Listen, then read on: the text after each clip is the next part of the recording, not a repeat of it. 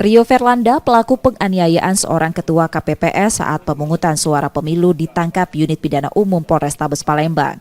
Tersangka ditangkap di rumah pamannya di Ilir Barat 2 Palembang. Dari tersangka, polisi menyita 9 senjata tajam yang digunakan menganiaya korban.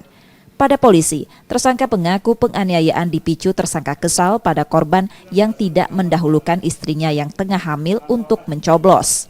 Tersangka juga kesal pada korban yang memasang wajah sinis saat ditegur tersangka agar berhenti bekerja karena waktu sholat maghrib.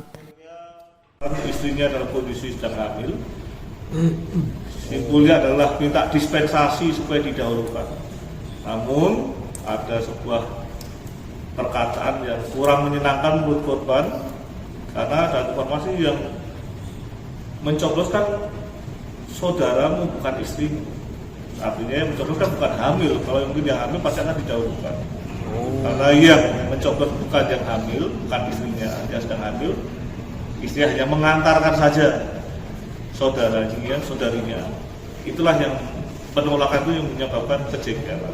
Ditambah, itu keterangan dari saksi ya, ditambah pada pukul 18.00 ada hal yang sama yang kurang menyenangkan dengan raut muka Ketua KPPS menurut korban, karena diingatkan Ketua KPPS mengiyakan, menuruti, menghentikan kegiatannya, menghormati. Namun menurut beliau menunjukkan mimik wajah yang kurang menyenangkan beliau.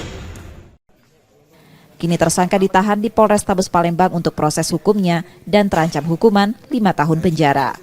Yudi Kiswanto, Kompas TV, Palembang, Sumatera Selatan.